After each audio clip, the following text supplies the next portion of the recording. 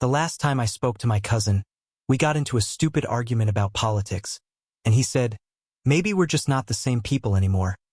I thought we'd cool off like we always did, but that was 5 years ago, and neither of us reached back. It started like any other Sunday at my uncle's house. One of those casual family BBQs where someone burns the burgers, the kids run around with sticky faces, and the adults sip beer pretending we all like each other more than we actually do. My cousin Jake and I had been inseparable growing up. Same age, same weird sense of humor, same relentless teasing that only we understood. We'd been mistaken for brothers more times than I could count. That day was hot. Mid-August, Tennessee heat. I remember wiping sweat off my brow while we stood around the grill, talking trash like usual.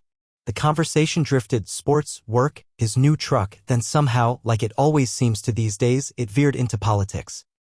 I can't even remember exactly who said what first. Maybe it was me.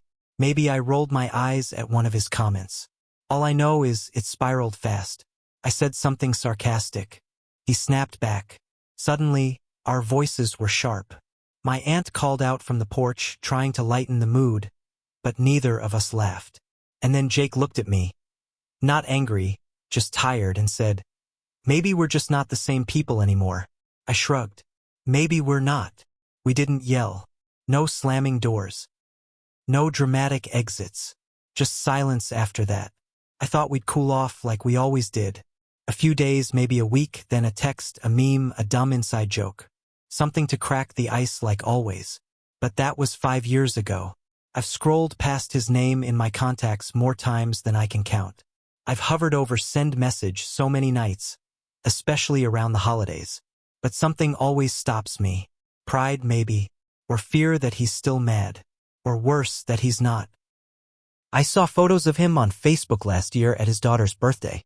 I didn't even know he had another kid. I wasn't invited. My mom still asks if I've talked to him.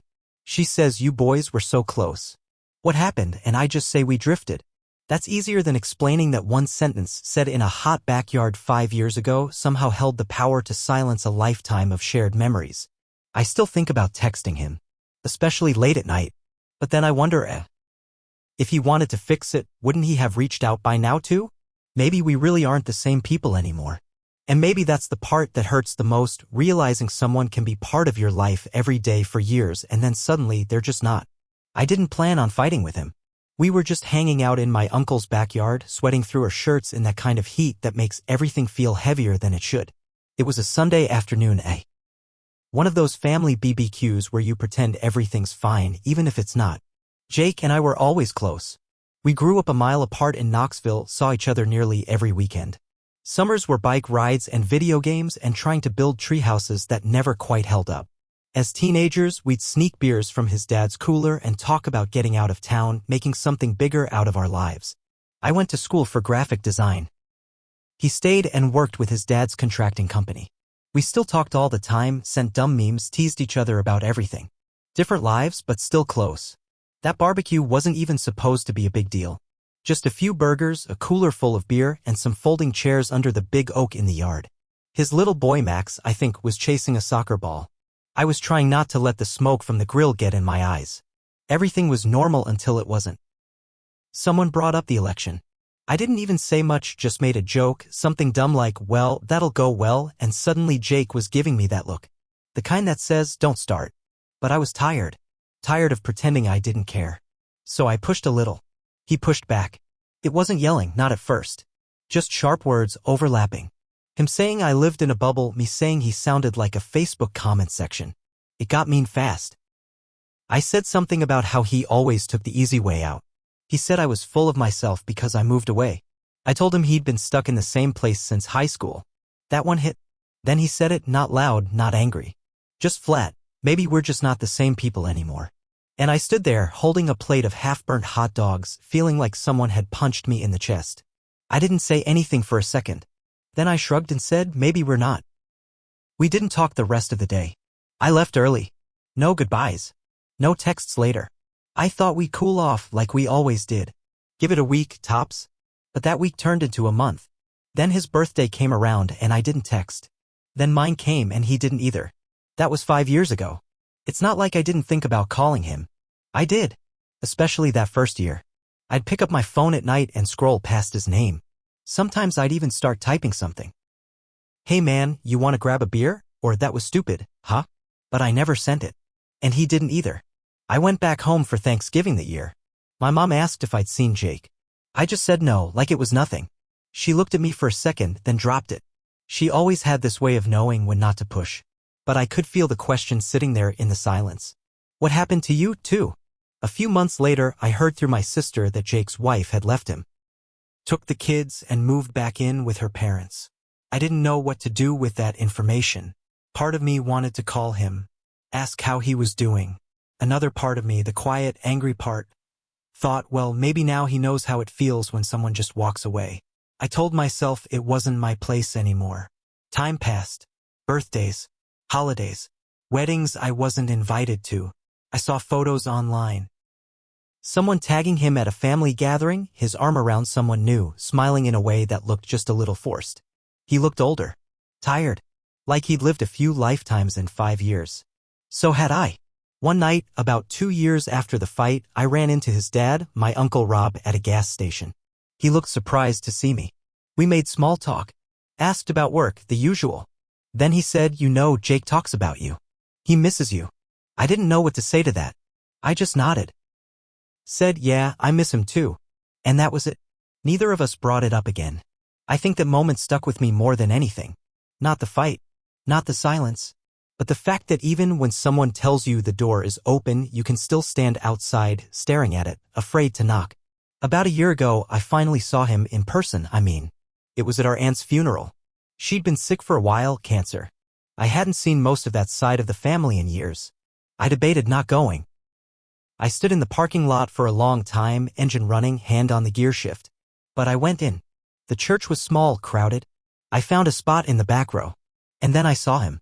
Jake, sitting near the front with his youngest daughter in his lap.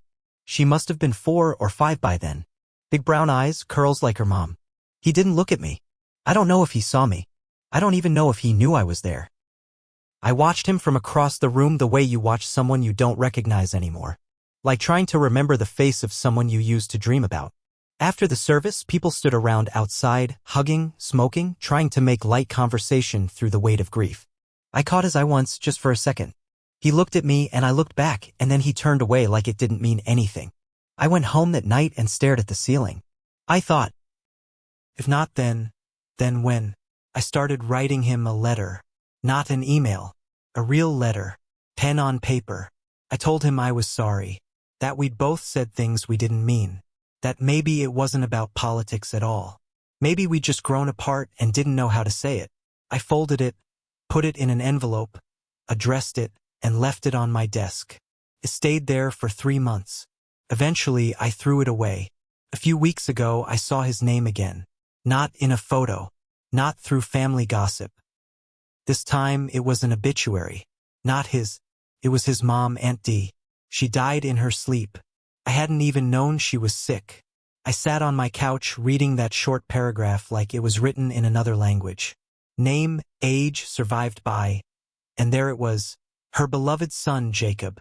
No mention of me. Not that there should have been. But still, it hit me. We'd spent every Christmas of our childhood in her living room. Piling on the couch watching reruns of Home Alone, while she passed out mugs of that weird orange spiced tea she loved. She was the one who used to call us twins born to different mothers. Now she was gone, and I hadn't seen her in years. I didn't go to that funeral. I told myself it would have been awkward, that maybe Jake wouldn't have wanted me there. But the truth is, I couldn't stand the thought of standing in the same room again, breathing the same air and still saying nothing. I didn't send a message, not a card, not even a thinking of you. I just sat with it. That night, I went back through old photos on my hard drive. Birthday parties, sleepovers, fishing trips. There's one of us sitting on a tire swing in my parents' backyard, arms slung around each other, both of us missing teeth and sunburned as hell. I don't even remember who took it, but it hit me harder than I expected. I kept staring at our faces, 12 years old, no clue what was coming, and thought, where did it all go? And now, after 5 years, after all of it, I still don't know who's supposed to go first. Sometimes I still scroll to his name in my phone. I stare at it like it might do something, light up, buzz, break the silence for me. But it never does. And neither do I.